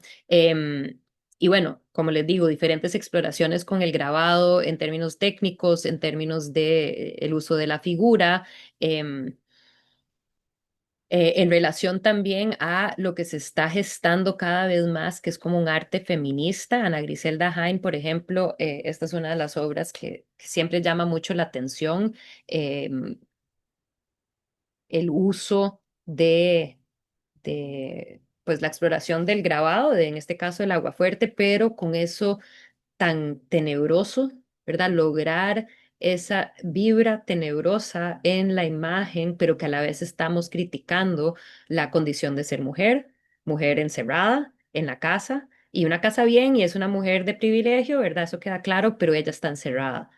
Un poco me remite a la imagen de esa eh, pues esa curva en la calle de Luisa González de Sáenz, donde sentíamos todas esas paredes, entonces era como un encierro también, y es un poco eso, que entre ese lujo, pues ella claramente es una figura que desea ser también fugitiva, sentimos que se quiere escapar de ahí, como que sentimos que está tratando de salirse, pero ¡uy! El borde de la obra no permite que se vaya a ninguna parte, ¿verdad? Porque nos queda muy oscura ese límite, ella no va para ningún lado, ahí no hay ninguna esperanza hacia la dirección en donde ella se dirige, ¿verdad? Y entonces, ¿cómo puedo usar el material mismo para generar los sentimientos ante una obra que además puede ser crítica de la sociedad?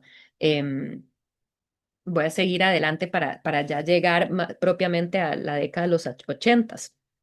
Sé que es mucho, son las 4:15 ya, pero si me dan 15 minutos más, están bien, porque sé que ya llevamos bastante rato de estar conectados. De mi parte sí, profe. ¿Estamos bien? A ver, señas de como que todo bien, profe. Nada más como para verlos yo un instante. Perdón, no sé por qué no los... Ok, gracias. Eh, gracias. No, no quiero hacer como ser muy cansado, pero sí me interesa poder integrar. Yo no sé por qué no los estoy viendo a todos. Ya, ok. Y ya se me trabó, entonces denme un toque para que volver a compartirles acá. Ok, llegamos a la década de los ochentas, una década en donde, bueno, no voy a entrar en contexto, pero sí es de un periodo bastante difícil en el país. Se están viviendo procesos de guerra en nuestros alrededores, ¿verdad? Y hay todo un problema en la situación económica del del país, entonces hay mucha incertidumbre de qué es lo que está pasando, cae el dólar así un montón de repente, y entonces seguro era una década en donde tal vez la gente sentía como están sintiéndose ahora ustedes, porque lo que vemos en la década de los ochentas es la creación de colectivos propiamente. Entonces vamos a abordar dos colectivos. Voy a pasar muy rápido por Cofradía, porque la verdad es que Cofradía diría yo que no tuvo la relevancia como lo tuvo Caracá, que vamos a ver ahorita más adelante, pero uno de estos grupos de aquí a inicios de la década de los ochentas es Grupo Cofradía, que querían tal vez renovar la pintura. Pensemos que hay todo este auge en la parte de grabado y en acuarela, y hay como que estas instancias que están apoyando eso, hay mucha escultura pública que se está dando, tal vez como obra en murales y tal, pero ¿de qué pasó con la pintura para caballete? Entonces ellos van a generar este espacio para explorar eso con un fin como de libertad artística, un poco tirando a lo de Manuel de la Cruz, el grupo Taller, pero van a generar y apoyarse en grupo y entre de ese apoyo grupal es que tenían espacios para tertuliar sobre arte específicamente, entonces hacían sesiones de crítica de sus obras que me parece clave, algo que yo siempre siento que tenemos que hacer más de eso en la escuela, especialmente aprovechar a aquellos de nosotros que trabajamos historia del arte como para hacer sesiones de crítica y de criticarse más y criticarnos más en la obra que se produce en la escuela, pero con fines de crecer, ¿verdad? Y una cosa que ellos también abogaban era por una disciplina, una entrega total al arte.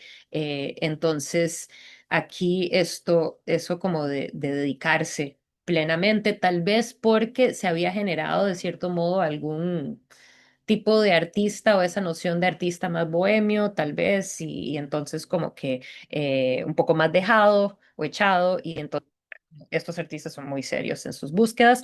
Voy a pasar rápido por las búsquedas de ellos. Un Rafa Fernández, ¿verdad? Em, que, bueno, esta cita lo que habla es del apoyo que se sentían, ahí lo pueden leer un poco más adelante, y en la búsqueda de él es cuando empieza a dedicarse más hacia la figura de estas mujeres, ya no es tan enojado como lo vimos en la década de los 60, tal vez un poco más enigmático, eso sí, en estas obras que podrían tender como una tendencia un poco casi que tirando a surrealista, pero que eventualmente va desarrollando como que este patrón, y ya como que ya para los últimos décadas de su vida lo que pinta son estas mujeres de perfil, y toda persona de clase relativamente alta en nuestro país que estuvo en los años 80, 90, pues le compraron obra a Don Rafa, entonces mucha gente tiene obra de Rafa Fernández. Hay un mural muy bello en Club Unión, nuevamente como que esa clase, esa élite que eventualmente llega a pues meterlo como dentro de los grandes artistas de nuestro país. Un Álvaro Brachi, artista migrante a Costa Rica, italiano, muy interesado en el componente geométrico dentro de la figuración, que también pues tiene alto valor interpretativo. Y un Otto Apuy que va a seguir desarrollando diferentes tipos de acercamientos a la condición humana. em, y Edwin Cantillo, que también está uniendo, o sea, está buscando esta abstracción geométrica que había quedado de lado desde los años 70. Entonces, los 80 son importantes en un volver a un arte abstracto no figurativo que había quedado como, bueno, no vamos a hablar de eso por el asunto de la Bienal del 71, entonces la abstracción verdaderamente tiene como grandes pérdidas en la década de los 70 que para los 80 se vuelven eh, a, a- a- a establecer artistas que están interesados en esta búsqueda de la no figuración. Entonces, varios ejemplos de la obra de él, para que se den una idea también que ya los años 80 estamos en un periodo donde pues hay vasta creación artística comparado con el pasado. Volvamos a la primera vanguardia. Eran los muchachos del círculo de amigos de arte y casi que pare de contar.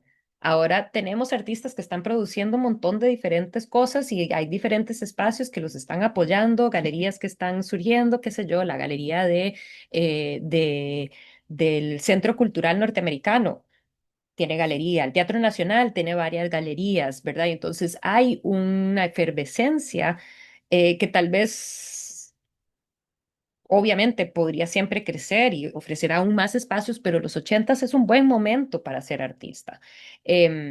Y se da uno de los colectivos más importantes de el arte costarricense, que es el Grupo Bocaracá.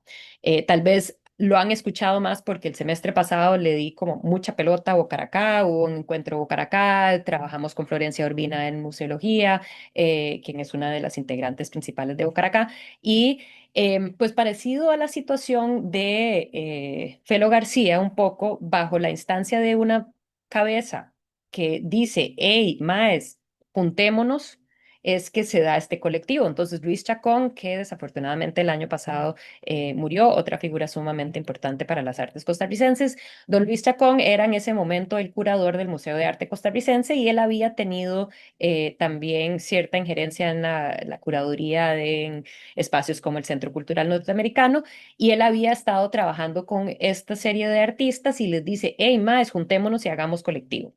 Entonces se forma Bocaracá. Y la intención principal era agruparse precisamente para tener mayor incidencia a nivel de proyección internacional. Entonces, es más fácil que los inviten para tener una exposición colectiva fuera del país si uno propone llevar varios artistas. Entonces, así se dio. Y también es importante reconocer que tenían como un espíritu bastante emprendedor. Entonces, se autofinanciaban muchas cosas. Sacaban, por ejemplo, tirajes de serigrafías que, aun si no todos eran interesados, eran artistas interesados en el grabado, pues esto se hacía precisamente para gestionar los fondos necesarios para poder viajar o por lo menos enviar a 3 artistas que fueran, por ejemplo, a la exposición en Puerto Rico donde los habían invitado y entonces sufragarse los gastos, porque ¿quién más les iba a pagar eso? ¿Verdad? Y entonces tienen ese ojo como emprendedor y bueno, les iba bien de cierto modo porque salían del país y ahí donde hay un mercado de arte en algunos de estos lugares mucho más desarrollado que en Costa Rica, entonces de lograban vender y demás.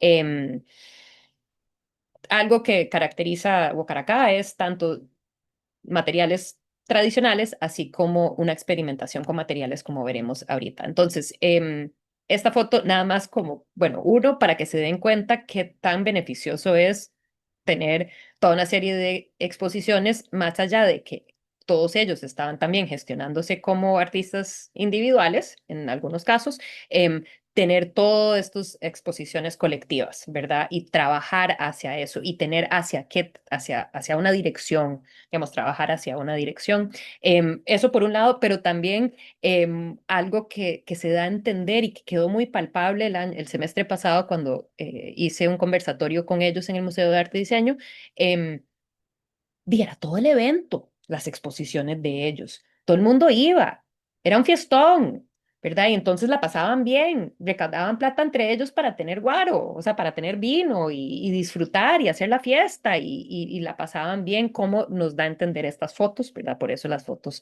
de ellos, como para entender un poco también ese espíritu lúdico, tal vez al opuesto de lo muy serio de cofradía, así como un poco más de, de, no diría diversión, pero sí disfrute de los procesos creativos, ¿verdad? Entonces, aquí voy a pasar por ellos rápido porque nuevamente tengo como 10 minutos max para abordarlos, pero sí para que se den una idea de que, pues no es que todos estaban haciendo lo mismo, para nada, vamos a ver que son diferentes, pero que también uno puede hilar algunas tendencias para darse cuenta que pues ahí todos están también influenciando de cierta manera. Entonces, Luis Chacón está la cabeza, digamos, del grupo con esta propuesta de paisajismo, pero muy atrevido, con el uso de colores bastante abstraído lúdico, a mí me encanta, la verdad es que es disfrutable, ¿verdad? Un Pedro Arrieta que es similar, ¿verdad? Y aquí estamos hablando de, bueno, es medio mixto, pero sí estamos hablando sobre, pues, materiales artísticos comunes, ¿verdad? Como lo es la pintura, él trabaja mucho grabado también, Pedro Arrieta, con un paisajismo en particular mucho más, o tal vez no más abstraído, pero sí como más geométrico y tal vez un poco más crítico también. En muchos casos la obra de él critica Costa Rica, como veremos la semana entrante también. En este caso, este paisaje que pues viéndolo en comparación como esta, como que uno puede sentir un poco que sigue ese colorido atrevido, pero con este alambre de púa delante. Entonces, cercado, chao, eso no es suyo, ¿verdad? Un poco eso. O después de la quema, ¿verdad? Entonces, todo este tema de las quemas, los incendios forestales que se dan en nuestro país. Em, un Leonel González que explora la figura humana a través de las personas afrodescendientes de nuestro país, pero que son, bueno, en algunos casos se pueden hacer algunas relaciones muy, muy bonitas con la historia del arte de nuestro país, pero también, ay, perdón, exploraciones que son, sí, esos son uno, dos, tres, cuatro manchas negras sobre una tela como que trabajada de forma totalmente abstracta y sin embargo estamos viendo una figura, ¿verdad? Entonces esa exploración de lo que me permite mi material hacer. Algunas imágenes, José Miguel Rojas, hoy en día Alina González, quien tiene mucha obra que es crítica ante, o sea, la corrupción, el poder en nuestro país, este monigotes al pie de los héroes, ¿verdad? Entonces, pues utilizando la figura humana, pero haciendo una crítica bastante fuerte. Igual, un uso, ella se considera, Florencia Urbina, una artista neofigurativa. Mucha gente ve en ella también un elemento pop, particularmente por los colores, ¿verdad? Aunque a ella no le encanta esa denominación, pero sí imágenes que puedan ser claramente críticas de la sociedad y de la condición pues de nuestra sociedad, ¿verdad? Em,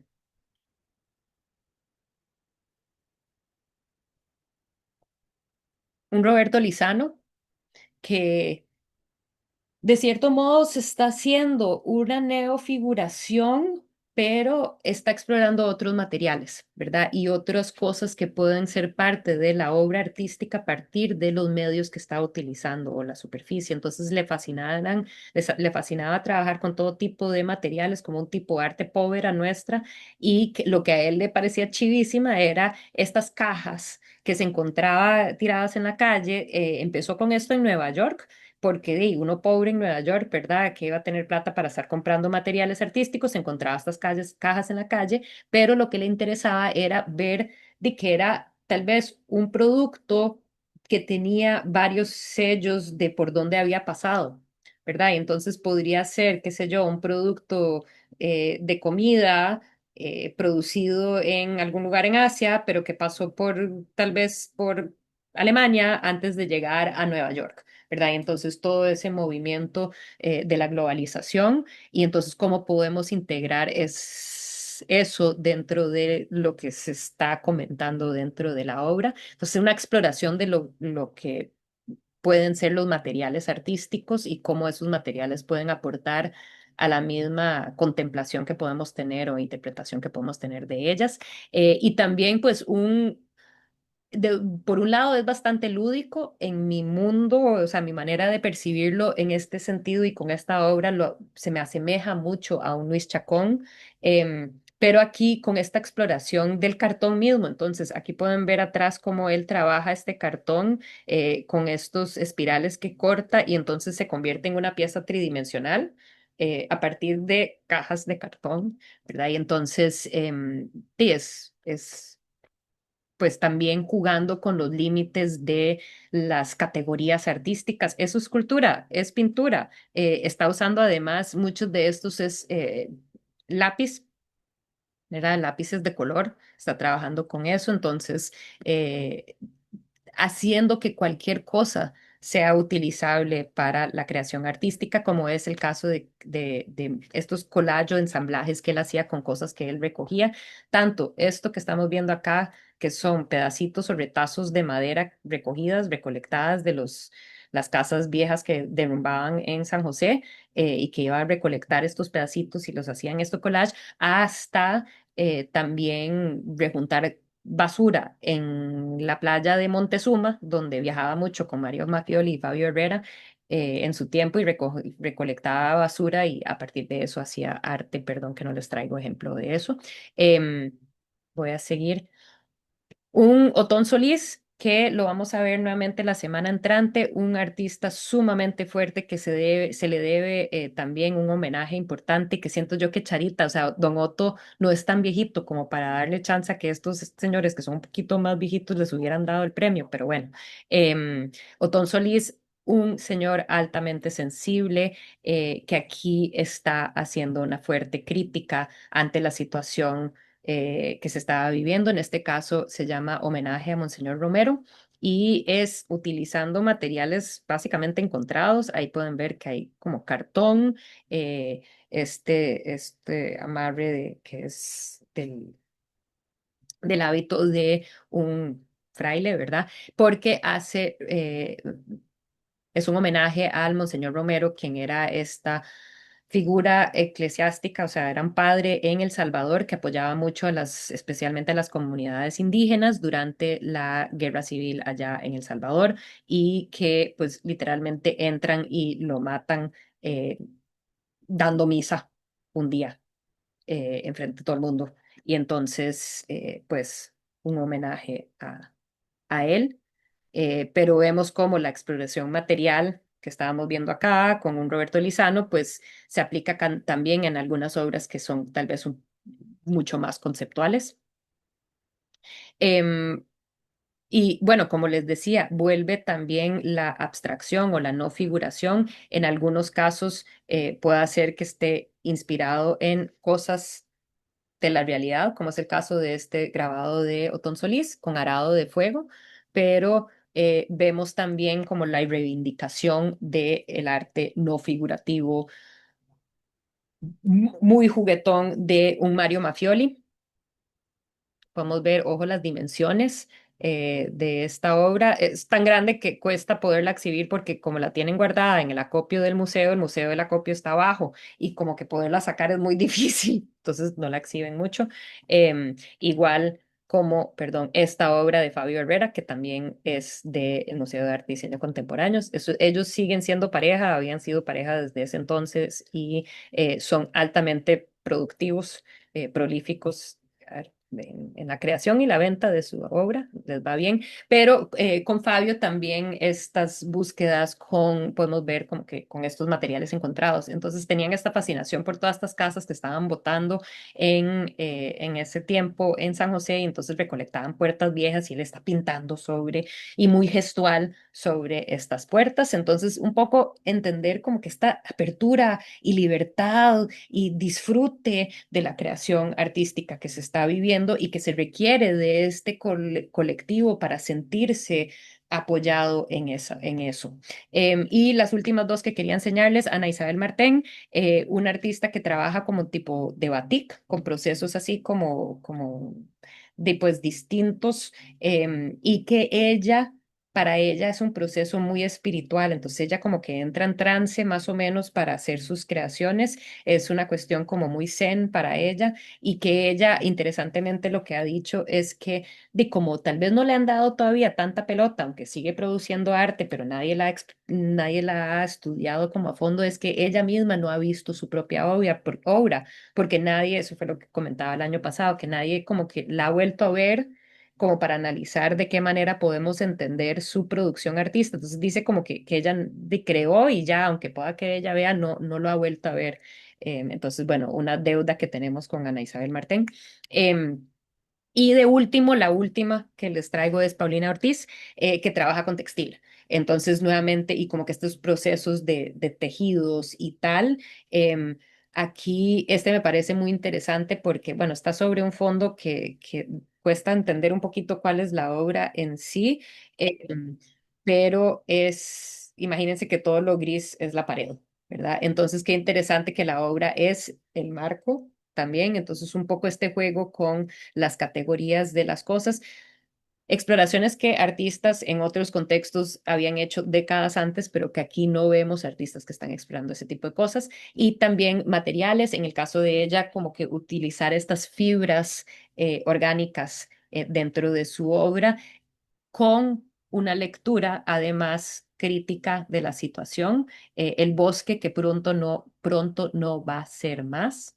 Es una generación con más conciencia en torno a la conservación, ¿verdad? Y entonces, aunque no es necesariamente algo que los motivaba a todos ellos, porque precisamente era una pregunta que yo les había planteado en ese conversatorio, no, pero sí, pues sí hay una conciencia mayor, ¿verdad? Y lo vemos en la obra de Paulina Ortiz, por ejemplo, esta o esta otra que es espectacular, que utiliza cabuya y es un entretejido, y además podemos tener todo un componente de lectura feminista a partir de el proceso de mujer artista trabajando tejido, em, pero también como que con una lectura del entorno natural. Listo, lo logré. Ah, bueno, serigrafía de ella, pero voy a seguir adelante. Lo logré, son las 4:38. Bueno, me pasé por 2 minutos de lo que me había permitido. Preguntas, dudas, comentarios, perdón, sé que ha sido mucho y que está tal vez un poco saturada de información y de ejemplos de artistas, pero importante haber llegado a este punto para, pues primero, mencionar nuestra gira del martes. Nos vemos en el Museo de Arte y Diseño Contemporáneos, es el que queda en el Ministerio de Cultura y que... ay, tengo que volver a confirmar. Estoy casi segura que es a la 1:30 que queda, entonces como que llegar ahí a la 1:20, por favor. Ahí les voy a pasar la ubicación para que puedan llegar. Y eso es de ahí a la par del Tribunal Supremo de Elecciones, el Parque Nacional, la Biblioteca Nacional es donde está eso.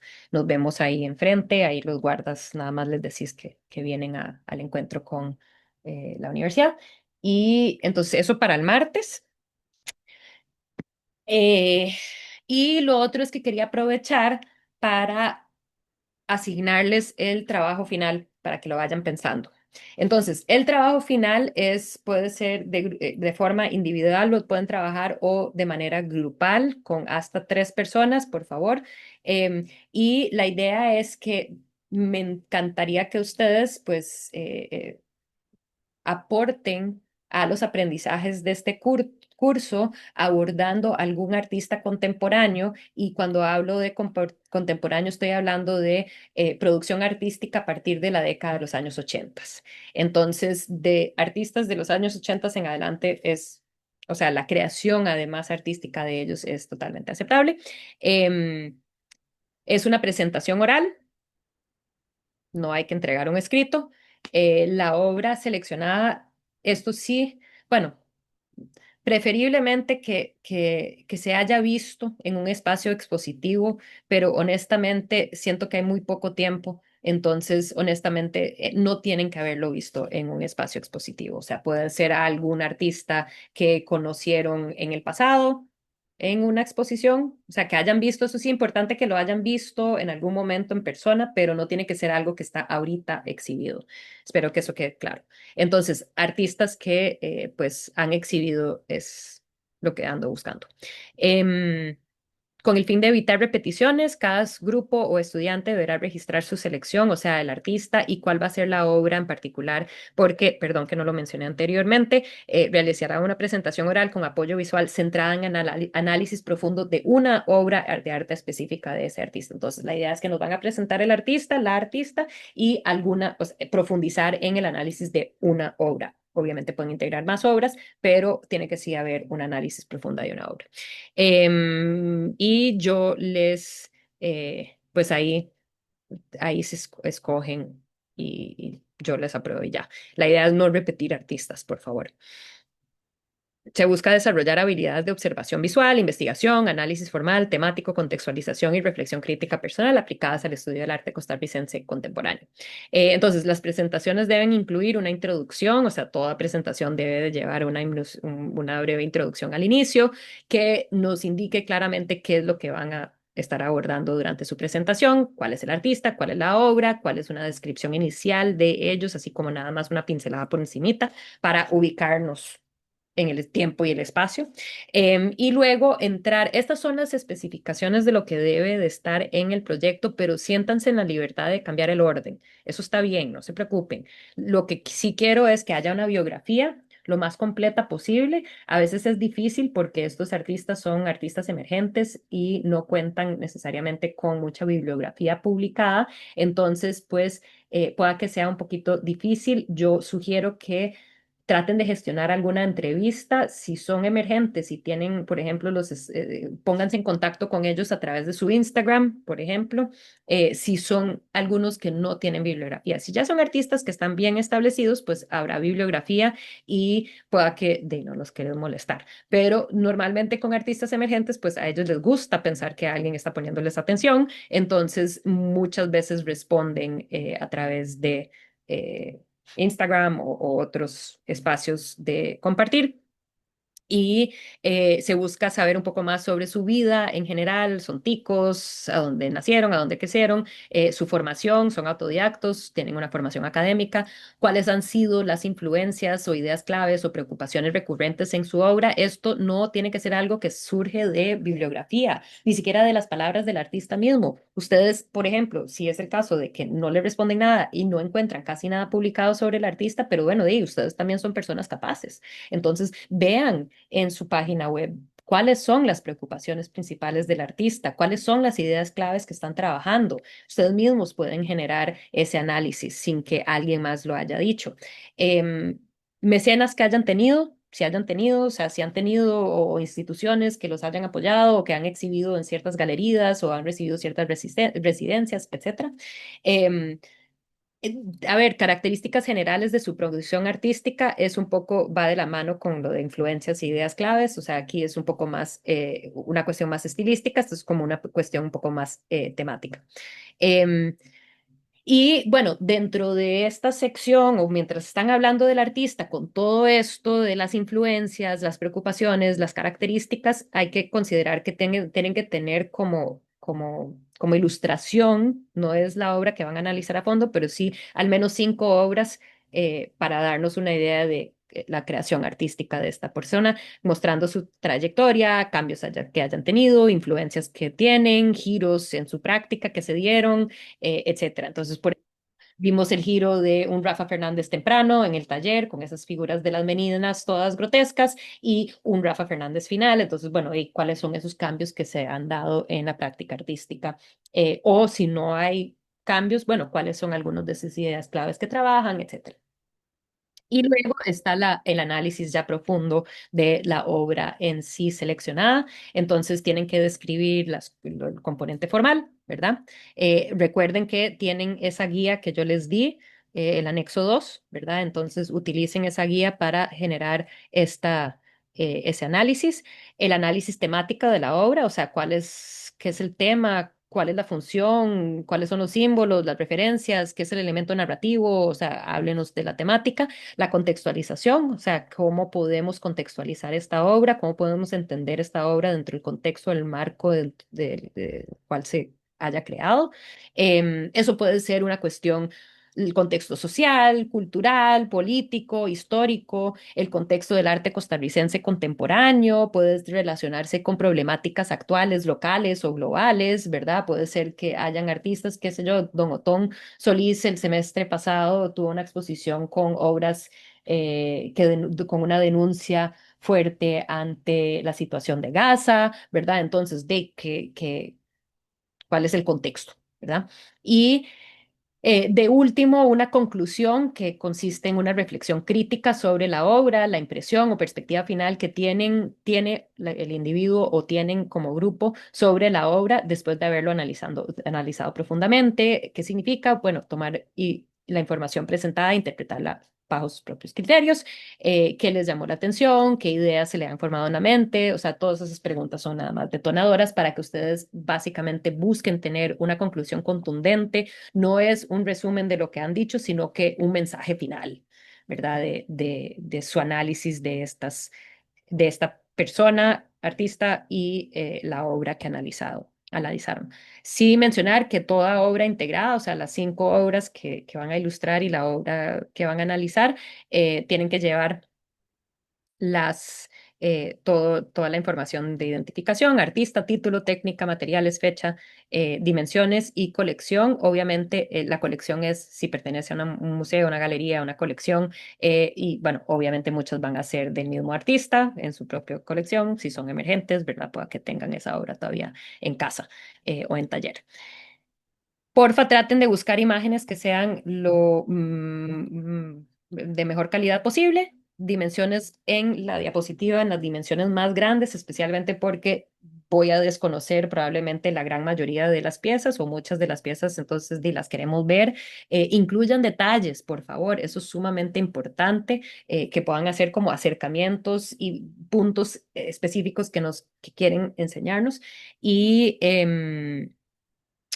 ¿qué más? Ah, por favor, no usen de esas plantillas de Canva con esos elementos decorativos, así como florcitas o carajaditas alrededor, porque eso molesta la vista. Y toda presentación tiene que tener bibliografía. Esta es la rúbrica, la introducción, biografía que se haya incluido en alguna parte, el análisis formal de la obra, temática de la obra, el análisis contextual, el pensamiento, las conclusiones críticas y que usen sus propias palabras siguiendo una secuencia lógica. El audiovisual se ve bien y la bibliografía se incluye. Entonces, eso es lo que tienen que hacer para el trabajo final. Todavía no les he habilitado, ahora que me doy cuenta, voy a habilitarles una pestaña adicional dentro de la hoja de asignación, de selección, para que puedan ir poniendo quiénes, o sea, con cuál artista van a trabajar y para que no se repitan y quiénes conforman el grupo o si van a trabajar de forma individual. Así yo puedo ir creando los grupos en mediación virtual. Ok, ahorita les paso el PDF tanto al chat como lo subo, o sea, habilito en mediación virtual para que sepan cuál es la asignación. Y no sé si tienen dudas o preguntas. Profe, ¿cuál va a ser el tiempo que vamos a tener para la exposición? Sí, gracias por preguntar. A ver, ¿qué pasa? Yo el año pasado hice, esto es como un ejercicio nuevo para el curso desde el semestre pasado, pero lo había hecho como muy cortito porque no era el trabajo final. em, y me pareció que le entraron un montón y me daba mucha lástima cortarles. Entonces, por eso asigné 2 días de clases para las presentaciones. Más bien, si pudieran, lo voy a poner en una columna, ¿qué día prefieren presentar? Porque se pueden presentar el 24 o el 26. Entonces, que me vayan indicando. Si no me indican ninguna fecha, bueno, yo voy a ponerle la fecha y ya, sorry. Pero ojalá si quieren salir de eso rápido y ya terminar con eso, bueno, pónganme el 24, si necesitan un poquito de tiempo más, el 26. Y con eso dicho, entonces, implica que es que todo depende cuántos son, cuántos de ustedes van a trabajar de forma individual, pero yo diría que pueden pensar que tienen por lo menos 20 minutos. Entonces, sí. Entonces, 20 para que sepan. ¿Alguna otra pregunta o duda?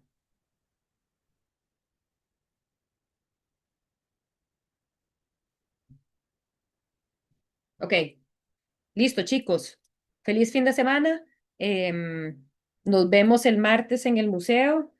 Vayan pensando en sus artistas. Siempre es opción escoger entre los artistas que vamos a ver en el Museo de Arte y Diseño Contemporáneo también. Entonces, si no se les ocurre nadie y llegan allá y se inspiran un montón, pues adelante van a ver varios par de artistas que están exhibiendo en el momento allá.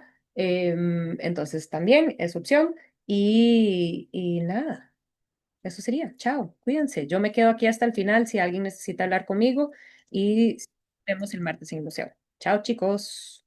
Hasta luego, profe, Gracias, profe. gracias. Gracias, Chao.